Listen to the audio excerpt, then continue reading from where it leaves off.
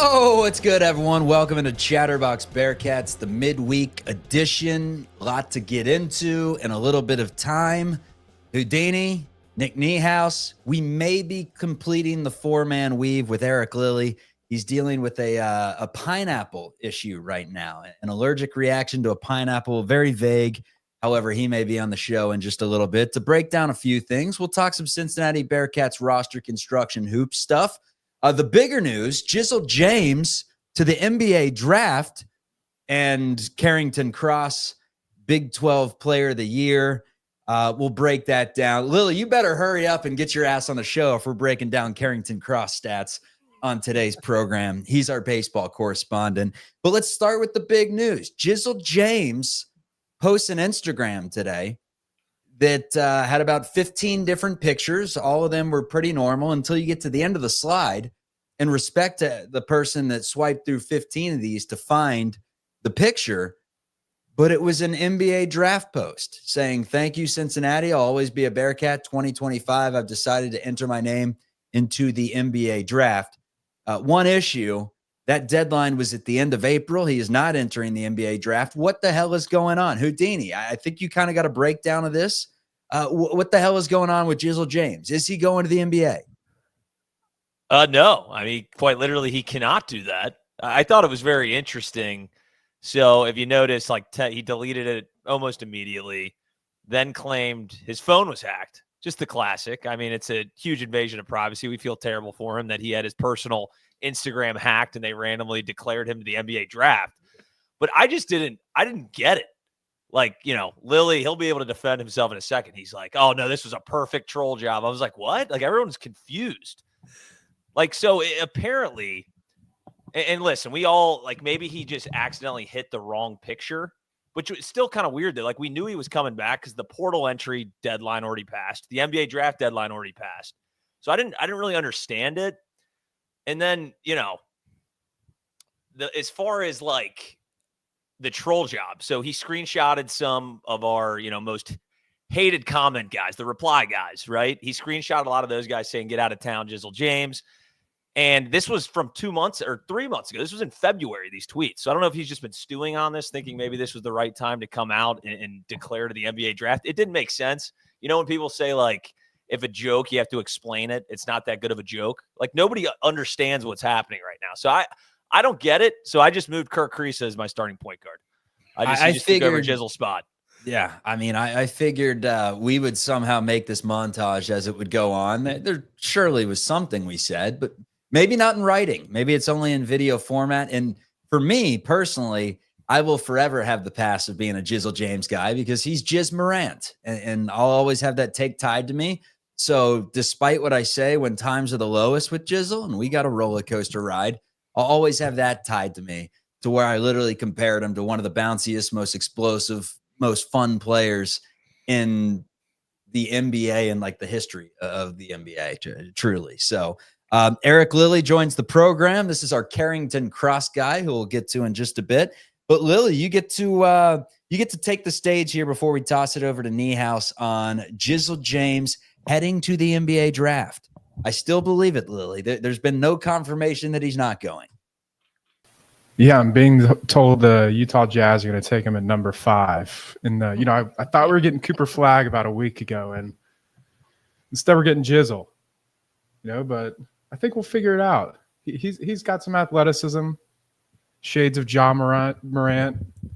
No, but seriously, guys, this is one of the dumbest things that we've ever, I had 50 text messages in a 3-minute span, and everyone knew within about 5 minutes that it wasn't real, but we were still panicking because we're what is going on? This is one of the weirder things.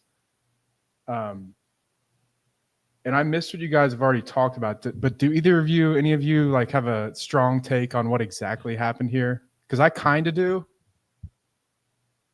I mean, I floated out that maybe he accidentally, he was really supposed to just post that he was coming back, even though the portal deadline was a while ago anyway. So I didn't really get it, but that's he's already posted that. He's already confirmed that he's coming back.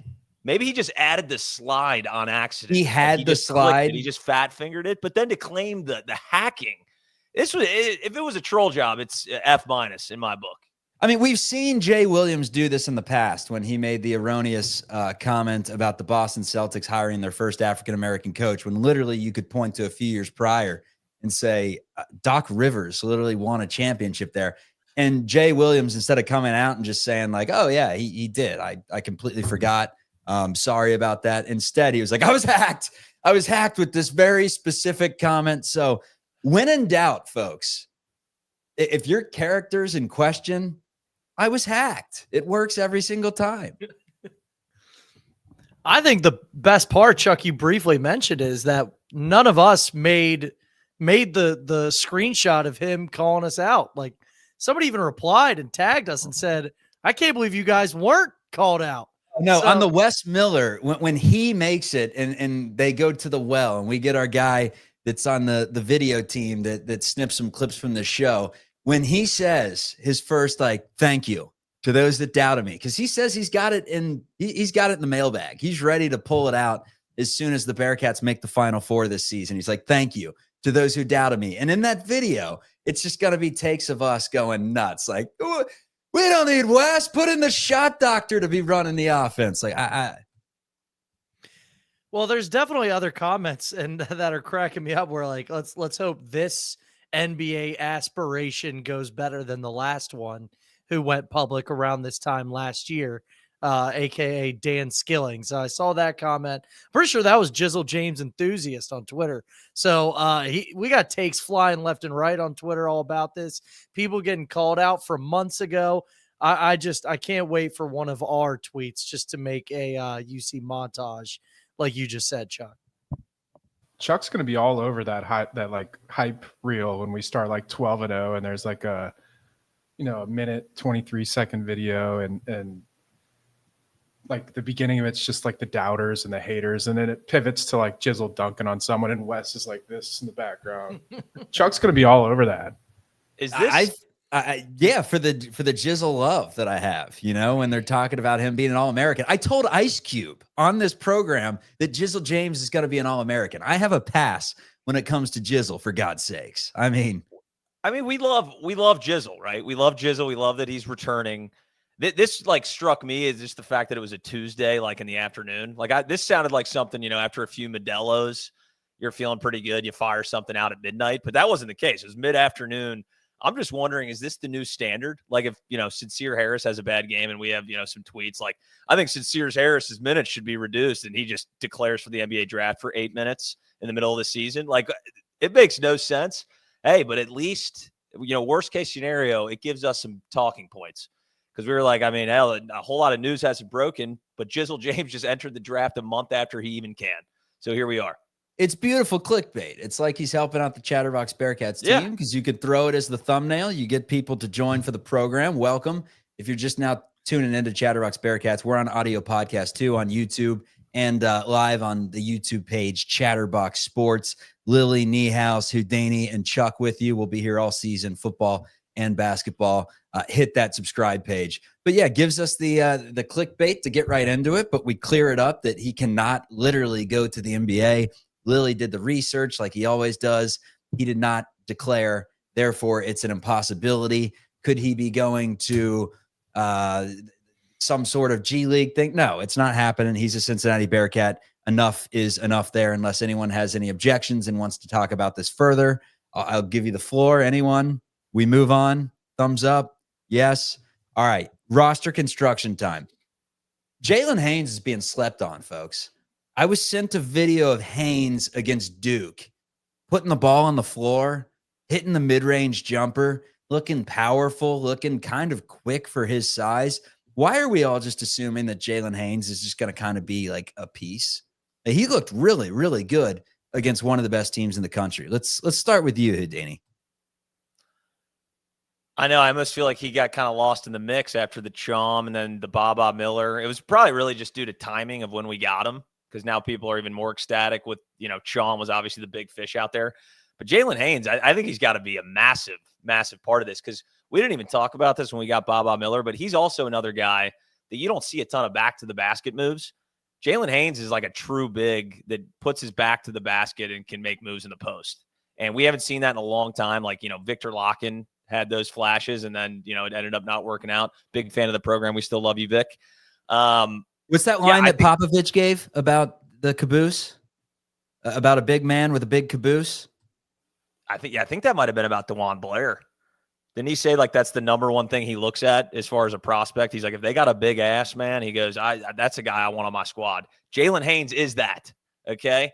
Big slime, I think, is going to be a big part of this offense. He might even be a guy that they have to go to create offense. Like, he might be a pretty big, because we still don't have that like go-to. I know Jizzle James, obviously, if Abayev works out there, but he might be a guy that you're actually feeding the rock to score. So I think he's going to be a huge part of it. I think he just got lost in the mix a little bit. Niehaus, your thoughts on Big Slime? I think it's just because he didn't play a single minute at the 4 last season. Like, I think if he had some minutes at the 5 and the 4, like, the narrative would be different than he's just going to be behind Chom. Like, the whole thing was like, before we got Baba Millers, we don't have a true 4. Then we got Baba, and now Jalen Haynes is just automatically a backup, even though he's only 6'8". So you can't, I mean, in theory, he has the size of a 4. So why can't he be a 4? But I think that's why people are sleeping on him. I think that's really it, because he is our only back to the basket guy. No, he looked good, man. Looked good. First team All-Atlantic 10. Lily, what are the chances that it's going to be hard, but Baba Miller at 6'11" could somehow play the 3 with a lineup that allowed you to go Chom, Haynes, Baba Miller? Because defensively, you'd be all right. It's the offensive side of the ball. Like, do you have not even the space, more so just like the ball handling abilities to make a lineup like that work? Is Baba Miller that dude that could actually fit in that sort of scenario? Or is that something that we think takes us the Final Four against Kennesaw State early in the season, and then West tries it midway through the year and the pitchforks are back because it's the dumbest thing we've ever seen? I think if we see that, it's because Baba is just way better than we thought he would be. And, you see a lot of variance on Baba takes. Like, I see some people saying he's not going to start. And in my head, it's like he is 100% starting at the 4. That's how I look at it. Haynes is the one, I think it was Houdini just said, he's got the height of the 4, the size of the 4. He actually is a decent passer. And, you want a power forward who can get it back outside if things go wrong. Baba would really have to take a leap in terms of his playmaking, I think, to be the 3. So, but in terms of Haynes, he has been forgotten a little, but I still think he's very clearly like an important part of this team. Just think of the last couple of years. We've had some big men, but he is far and away the best backup big we've had, right? Like, even if he doesn't fully translate to the Big 12, he is a proven 5, and he gets buckets. He's got the attitude. He can dribble a little. He can rebound. He can pass. Shot a couple threes. I'm excited for him, but I don't think he's not going to start over Chom, right? Like, I just think he's going to be a perfect backup big. How about one of our backup ball handlers, potentially, or someone that could fit the mold of a red shirt when you have all the point guards that the Cats do, which in total is 3. It's Kirk Kriisa. It's Jizzle, maybe Jizzle. Maybe he's going to the Jazz. I don't know. Or if Wimmer gets his way, he's going to the Shanghai Sharks. That's what apparently he was sitting on for the last 4 months. So we got a Wimmer bomb. Anyways, Keyshawn Tillery, point guard position, could be prime option for a red shirt. Niehaus posts a clip of him. Was that an outdoor? Was he playing basketball outdoors? Like that's your first issue there. You can never judge tape of someone playing outdoors unless it's Stevenson at Rucker Park. But Tillery's got a little pop to him. The shot didn't look beautiful by any means. Whenever you see a highlight reel of a shot that just gets stuck on the back of the rim and just kind of drops in, like one of those excuse me shots, you know that he's probably not the most polished shooter at this point, but he looks quick. He looks scrappy, looks like he can handle the ball, smart, and looks like he can hold people accountable from a super young age. Houdini, where do you see him fitting in this upcoming season? Or do you see him just using a red shirt like many freshmen in the past? I feel like redshirting is almost a thing of the past. I know we saw it with Rayvon Griffith, but I don't think that that's going to be the path for Tillery. Like you said, he's one of the best recruits we've had in a long time. And I do think, as far as we're looking at the depth of this roster, just like we did last year, I think there's going to be an avenue for him to get at least some minutes, especially if he's a true one and you play Jizzle a little bit more at the 2 spot, which I hope we do to some extent. I know there's some debate there, but I would think you got to test the waters with Tillery to see if he's going to bring some, because he's in my all dog lineup once we get into that. Because the guy is a ferocious defender as well. So I elaborate. All dog lineup. Sincere's in there, obviously. Jalen's got to be in there. Yeah, so all dog lineup. I'm actually, I'm going to put Tillery at the 1 in this spot, Day Thomas at the 2, Sincere or Buck Harris at the 3, Big Slime at the 4, and Chom at the 5. Just because Chom has to play the 5. There's no other lineup in which Chom is not in it. But that's my all dog lineup. If we're down 15 and they're not showing effort, that's who you throw out there, let the dogs at them. Okay. But yeah, I think Tillery's going to find an avenue. I think there's going to be, there could be injuries. Creasa has certainly shown that he's been injured in the past. So I think that you have to have a guy like Tillery as a backup 1 out there, or at least an option coming in at that 1 spot. Niehaus, you were the one that posted it, so I'll give you the opportunity to respond. You asked if we're all sleeping on Keyshawn Tillery. Look, I love the tape. I love everything I've heard about him in terms of like the type of leadership that he brings and the Bearcat quality and stuff. But I've seen many freshman point guards come through this program in the past, and outside of the name, like Devin Downey and Jizzle James to some degree, right? There aren't many that played a role on teams that already had established point guards. Now, recency bias, Kashmir Wright, Troy Copain, like the list goes on and on of players that actually did get minutes. In fact, I would say more did than didn't at that point guard position. But I don't know. It seems a little difficult to see a path to the floor with all the different players in front of him at the guard position.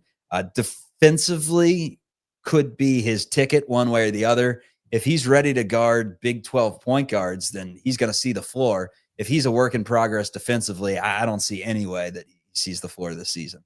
Yeah, I think it's just a tough time for freshmen in general because you have, how old is Chad Baker-Mazara? He's 26 years old? Like, you still have some of these guys that thankfully the COVID year is finally running out. But like the new thing is like playing 9 games, faking an injury, and then getting a medical red shirt. Well, that's what guys are doing nowadays, allegedly, right? So I think it's just tough to not be a blue chip 5-star guy as a freshman and see 10, 20 minutes. So the thing about him, though, that you read up on is that he's a leader and he's a winner and he is a dog. You're right, though, Chuck. His shot, I don't want to like dog on him before he even steps foot in Clifton, but like he has a very high school shot, like if that makes sense. Like it doesn't look very polished. It looks like it's a shot that goes in high school, but doesn't translate to college. But who cares? He still has all of the other packages, everything else to be a good point guard in Clifton. And who knows, maybe the shot doctor will, that'll be his first real victory in a Bearcat uniform. So I'm high on him. I'm definitely not sleeping on him. I think he's going to be really good as a freshman. How many minutes can you really see? I really don't know. No more than 10, I would feel safe saying. All right, Niehaus set the over-under on minutes at 10.5. You taking that over, that under, Lily? I'm going to go under, but I don't think he's going to redshirt. I think like we'll see a little of him in out-of-conference play. I think it'd be really smart to kind of manage Creasa because, he's not like CJ Frederick level of fragile, but you don't want him playing 30 minutes a game versus, the out-of-conference opponents that we tend to see in Clifton. But you also want him to be ready in case there is an injury. Like you want him to have some reps. And I think he is day one ready in terms of competitiveness, maybe defense. His size is kind of a question. So I hesitate to say he will be like an impact defender day one, but long term, he definitely seems like someone that'll be a good defender in the way like Day is, like kind of strong for his size. But yeah, I think just one of those guys, get him reps when you can, and then you never know when you'll have to turn to him. I'm taking the under though. All right, Niehaus, it's your turn to be the conductor of the show. I wish I had a nice hat to give you. I wish I could gift you my whistle. I have nothing aside from the floor is yours for the mailbag portion of the show. That's your baby, man. Well, It's your Chuck, baby. it is my baby. Thank you. Before I want to let's talk Carrington Cross since Lily's here. So, we got baseball Big 12 Player of the Year, Carrington Cross. That's huge news. Lily, break us down kind of the year he's had. I have the stats in front of us if you want me to just keep going, but what's Monster your take on the year. whole? Yeah, I actually thought the Kansas guy, not expecting anybody to know who he is, but his name's Brady Ballinger. And I looked him up last night because I saw some people saying he was going to win. And his numbers are just slightly worse than Cross's. But Kansas is in second. So all day I'm thinking, that guy's going to win. His team's in second place and his numbers are a little worse than Cross, but very happy. I thought it was a significant enough gap to where Cross was obviously had a better season. He had better average, better on base percentage. It's just Cross got him. Ballinger got him a little on RBIs and home runs, which, sometimes those are team stats in terms of like how many guys are on base, right, when you get up. But happy Cross won it. That's awesome. And there's some other guys too here. We had a all freshman Quentin Coates, Jack Natili, our catcher, has just had a breakout year. He's on the second team. And a couple honorable mentions, Kellen O'Connor, Nathan Taylor had a huge year pitching, and Landon Vitorek, who probably got hosed there. I think he should have been second team Big 12. He had a monster year. So great job by the baseball Bearcats. We got first pitch tomorrow at 1:30 p.m. Everybody has us in the tournament as a lock, it seems, the NCAA tournament. Now, he is the fifth Bearcat ever to win Conference Player of the Year. Baseball, of course, Chris Holt, Josh Harrison, Ian Happ, and Griffin Merritt. Well, yeah, let's get to the mailbag, Chuck. So first one, Houdini mentioned his all-dog lineup. We got predictions for the starting lineup. Now, this has been a question that we've gotten a lot, but obviously now that the roster is set, we can ask it again. So, Chuck, let's see your prediction for the starting lineup this year, and any other just lineups you would like to see. I'll go Jizzle James, Sincere Harris, Sean Abayev, Baba, and Cham. I'll go with those five. If it was the Jizzle Day combo, I wouldn't be shocked, but I want some defense out there. And I feel like with Celestine's, not Celestine, but Sincere Buck Harris's on-ball pressure with the rim protection of the weak side rim protection and Baba, and then just on the ball, blocking shots like crazy, not letting anyone get by him on the post. Cham, I feel like you're locking up right there. Day / Jizzle, they get it done defensively, specifically if you wanted to go Day in that lineup. And then I think you just need a buy of shooting. But I could see Celestine being one of those guys that slides in there. I have no idea with what he's going to do. All I know is that John Rothstein's wrong. Every single one of these lineups that he has that comes out. I mean, he said Odio Guamo was going to be our starting four, I think, a year or two ago, and that was not the case. At least I don't think for much of the season. So I'm going to fade whatever Rothstein comes out with. I'll check his projected top 36, see where we are, and I'll see what his starting five is, and I'll base it off that. He had Kreese at small forward, the first one. Anybody have any does anybody agree with Chuck completely or one off? Lily or Houdini? I feel like I changed we've had this a couple times now, right? I feel like I keep changing what I say, but Cham is the only lock, right? So to me, Baba's a lock. So those are the 4 We're and acting 5. like Abayev's a lock, but he's probably the most risky of all of them. Being a freshman, who knows physically and how he handles the rock and how he plays defense. He could easily be the one that doesn't make any sense. And then you got either Sincere or Celestine at your 3, probably Celestine. Yeah, and I could see coaches being we don't really want Jizzle and Abayev on the court a lot together because they both, those are guys that need the rock in their hand, get their shots up, get in those spots. So I did say Abayev last time, but I'm going to go Jizzle at the 1. I know that's controversial to some still. I'm going Jizzle at the 1, Harris at the 2, Celestine at 3, Baba and Cham. That's my newest. But again, we keep changing. Like it's a fun exercise. Like you can't even crap on anybody because there's so many different variations we can do. Yeah, and that's the PTSD portion of this because we've been doing this whole kit and caboodle for the last couple of years where it's like, we got 8 starters. Tell us, Fran Fraschilla, how many starters we have in the Big 12. So that'll never not horrify me. Houdini, you feeling like we have a solid 5, or are you going to go with the chalk answer of the 2 previous guards that have started a lot of games for the Cats and Jizz and Day-Day? I'm going to switch it up. Although I do have as my secondary what Lily just mentioned with Celestine in there. Hear me out here. I might be giving Kirk Kriisa a little bit too much credit here, but I just love that he is just a true facilitator. He doesn't need to jack up 15 shots a game. So I'm thinking Kriisa at the 1, Day-Day Thomas at the 2, Buck Harris at the 3, Baba 4, Cham at the 5. Now, the reason I'm taking Jizzle out, and we love Jizzle. This isn't about him declaring for the draft. I've gotten over it. It's no big deal, Jizz. But he could be a massive spark plug for that second unit and be just the flat-out go-to guy. And I know Abayev would be another guy in there too, and that's definitely something to consider as far as guys that want the rock in their hands. But it's hard for me to put Sincere Harris on the bench, just being an all Big 12 defender. Like, I feel like you got to get him in there somehow. And Day-Day Thomas, if he holds up shooting over 40% from 3, then you got Kriisa as a good 3-point shooter as well. And Baba and Cham are no slouches in that department too. Because I do have PTSD about the spacing.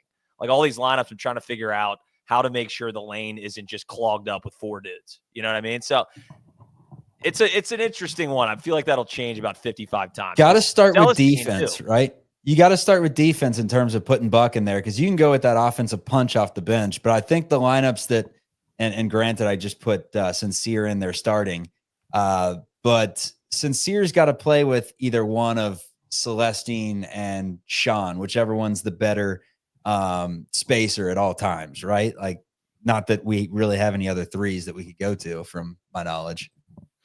I thought I was going to be completely with Houdini there, but we switched up towards the end. I'm going with Kerr at the 1. I agree. I think Kirk Kriisa is probably the best point guard on the team, and also I think he's making the most money at the guard spot on the team. I don't know the numbers for, well, I don't know the numbers for any of them, but there's rumors that Kirk Kriisa is making upwards of over $1 million. So I'm going to go. I don't think he's coming here. They're going to give somebody over $1 million and have him coming off the bench. I could be wrong because they might be doing that with Sean Abayev as well. But anyway, Kirk Kriisa at the 1. I'm going to put Jizzle at the 2, and then Sean Abayev at the 3. But you guys might be talking me out of Jizzle and Sean in the same lineup because they are both ball dominant. But of course, I'm going to go Baba and Cham at the 4 and the 5. I think those are the 2 locks. I don't think anybody else is a lock. But my favorite lineup, that was my prediction for starting. My favorite would be switching out Day-Day for Jizzle. I think that'd be the best lineup in my opinion. So good. That's a good little, predicament we have. If you want the facilitating, then I guess you could go Kerr, you could go Sincere, you could go Abayev, and then you could go maybe Celestine and Cham to give you a little shooting there. Because with Cham, you can really mix and match these lineups, you would think, with the rim protection that he provides. If anyone's beating their man off the dribble, he's going to be waiting there in the lane to where the 2 twin towers thing that we've tried in the past, we'll see how that works. It's all going to come down to what Baba Miller's skill is like. And based off what we've seen from some tape and what we've heard, I think he's pretty skilled. I think he's good enough to keep you honest with his perimeter game. And maybe that's where his bread is buttered for the most part. So we'll find that out soon. Anything else in the mailbag that's important to get to, Niehaus? I know we're recording this late. I know that it was kind of just a sprung up show to get some content out there. Chuck, real quick on a lineup. I just thought of this. Tell me if I'm crazy here. If Abayev can get that handle under control a little bit as the season progresses, a Jizzle at the 1, Abayev at the 2, Celestine at the 3, Baba and Cham.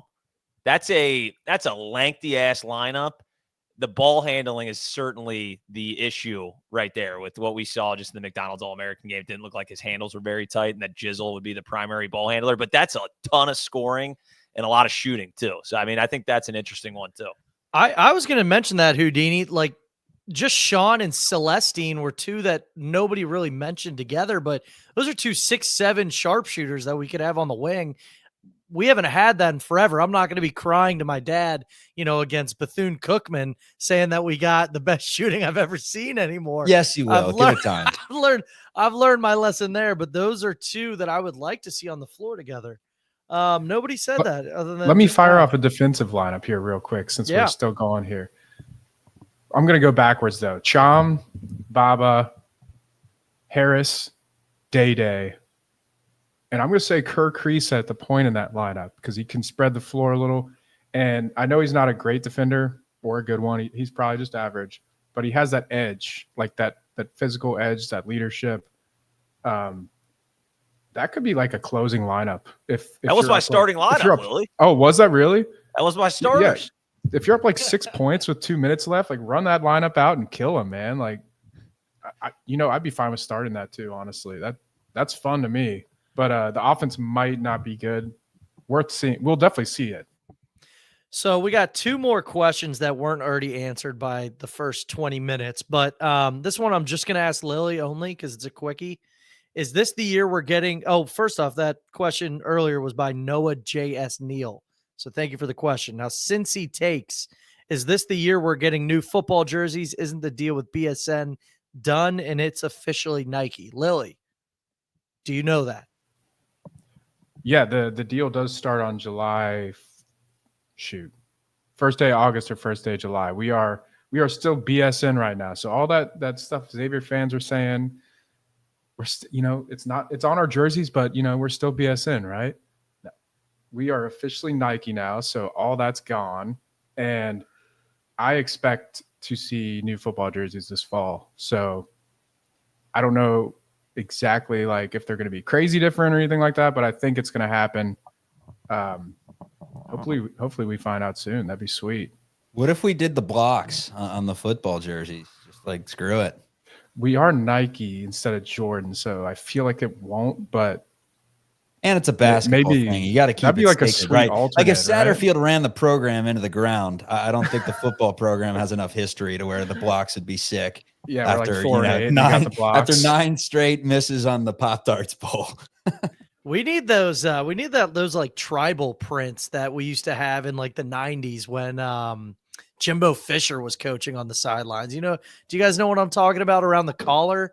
It was like no, but I kind of like the triangles that they pulled out, the Lindner triangles that they pulled out for homecoming and the gold helmets or whatever. That was interesting. That's a hot take from Chuck because, like Lily said, a lot of people were not fond of those. I was okay with Beauty's them. in the eye of the beholder. Fine. Let them live. I liked them too. I'm glad that we got this cleared up because you remember this was like 6 months ago, Lily, that I shot in the group text. I was like, hey, somebody tell me because I'm getting bullied right now by Norwood guys claiming like, you guys aren't even a Jordan school. It's a poverty. Yeah, it's a poverty program. You're with BSN. So I replied like, Lily's never been wrong. And then they send me this article and I'm like, oh, shit. They're like, you're working with Stephen Barry's or some shit, dude. I'm like, oh, my God, we are. We're doing it. So I'm glad we got this cleared up. I wish we were working with them. That was a great story. That was my bad, Houdini. Yeah, anyway. Letterman jackets from Stephen Barry's. They were literally a chicken teriyaki 6-inch from Subway is more expensive than a Letterman's jacket from Stephen Barry's in 2006. $7.99 t-shirts, any college you want. All right, Max Starberries? Yeah. Yeah. Max Summers. This is an interesting one. Any concern that an awful 4-8 football season that leads to Satterfield getting fired could lead to Wes not being fired, even with a missed tournament? Chuck, you're the Satterfield guy. You've said that you think Satterfield's leading us down a better path than Wes in the past. I'm kind of going to die on this hill that I'm a Scott Satterfield guy. Screw it. I didn't like the hire, but I was willing to accept it. The end game adjustments are the issue that I have, and some of the calls that he has. Dude's got to be the worst 4th down play designer in the history of the game. I mean, how many 4th downs do we get stuffed on some run play up the middle? It seems like quite a bit. But dude, the culture has seemingly been there. Players that you think could get better opportunities come back. And he was ACC Coach of the Year one season in Louisville and left that program, frankly, better than he found it. Do I think he's great? Probably not. But do I think he's going to take this team to a bowl game this year? I do. So I don't think he's going to lose his job, man. I think we should be worried about the man in charge of the basketball program, which is crazy to say, but. Well, that's the question. If he goes, if Satterfield goes 4-8, do you think that affects Wes not being fired with a missed tournament? Hey, you want some clip bait right here? The football team's not going 4-8. Scott Satterfield's making a bowl game. Case closed. All right, that's my answer. Lily or Houdini, what do you think? You think football has any bearing on basketball? I don't know. This is like the classic, like, you know, when you're at your job, just make sure you're not as shitty as the shittiest guy there, because they'll probably can him first. I mean, there's probably some type of psychology behind that. I don't think it'd be a wild thing for Wes Miller not to make the tournament in 5 years, regardless if the football team doesn't win a damn game. I think you'd have to get rid of him. It would be insanity. I don't know if I thought it was crazy that we're doing this right now, but we are year 5. You don't make the tournament. I think you have to move on. I think Wes might resign, honestly, if he doesn't make the tournament. He'd be like, you know what? This is on me. I screwed up. So no, I don't think it has any bearing. I hope not, at least. Lily. This is a tough one. I just don't think both of them will be bad, if that makes sense. Like, I think they're just, from what we can see right now with football, it feels like an upward trajectory. I know it didn't feel like it last year, but if you look on paper and the guys who returned, like, we should be a little better this year, right? Like, we should get 6-7 wins. In basketball, the roster makes a little more sense. Like, we've got a real 4 for once. We've got a 5 that's really good that could be a star. I think if football went 4-8, man, this is tough. Because, you know, we're just starting to get these Big 12 payments this year. And now rev share is coming in. There's more money there. And we're not like one of the top 10 programs in the country, right? Like, we don't have money like Alabama. So there's other factors involved here. And I'm going to say I just don't think they both get fired, even if they're both horrible. That's just a guess, though. I would say, you know, if you asked me this in February, I would say Wes would keep his job just because everybody was talking about the buyout. But it seems like we have like, what, a $10 million basketball roster, if you're just thinking about it. So I think he would I think you could fire both. I think you could. I don't think they're going to go 4-8. I don't, and I don't think they're going to miss the tournament. I hate to be this high on a Wes Miller team again, but I think we're going to be okay at football. Oh, we're hopefully back. 7. we're back. Extend back. Cunningham. Oh gosh. Hopefully 7 wins in football, and just mark my words. We're making that basketball tournament. Cause if we're not, you'll never see me again, you know, on this program. Wow. You're sounding like me now. Like, you'll never see me on this program again. Like, I just don't think both are possible. I honestly, after this transfer portal period, I'm kind of back in on Wes. I hate to say it. I kind of am. He gets me every May. Chuck, conductor, hat back. That's what he does, man. Right after the months of February, March, Izzo, Wes Miller. That's what he does. He wins May, and hopefully one of these days he wins in March, because as of right now, a crown win over DePaul is the best he has to his name, unless you want to say an NIT win over Bradley. Virginia Tech, huge win. So any last words, any objections, any errors or omissions from anyone, or should we say good night, good morning, or whenever you're getting this audio podcast, a farewell to our crowd and call it? Well, shout out. I know you brought up Rothstein. I don't know if you guys saw that. Just shout out to him that he just ethered us on Twitter. He was right, but 2,251 days since we've played in the NCAA tournament, the UC basketball program. So, yeah, shout out to Rothstein. Kirk Carissa is going to be a tough matchup at the 4 spot, apparently. So, yeah, we got to change that. I can't have Rothstein just killing us on Twitter, man. I'm done with it. Chatterbox Bearcats, everyone. Niehaus, you look like you got Yeah. something for the road. Friday night crosstown shootout. I don't know if that happened after your guys' last show, but I personally love it. I think it's a horrible idea for the city of Cincinnati, just considering everybody's going to be, drinking and angry. At least half the city's going to be angry, but I love it. I think a Friday night crosstown shootout's awesome. The night games are always the best. The day ones are the ones that feel like, although this last year was pretty awesome during the day, but aside from that, feels like the day ones are always the ones where since he's down like 16-2 to start it, and the night ones are the Troy Copain moments and the Jihad Muhammad hitting the 3-pointer to go into OT. Granted, they lost that game. The Lance Stevenson double OT, again, lost that game, but you get the point. Those are some of the classics as compared to the day ones. They've been throwaways over the year, if my memory serves me correctly. Although the Cumberland year where he went off at home, that was a day game. So my point has been completely proven. Lily, anything for the road, or give me one of these if that's a show. I got just a quick.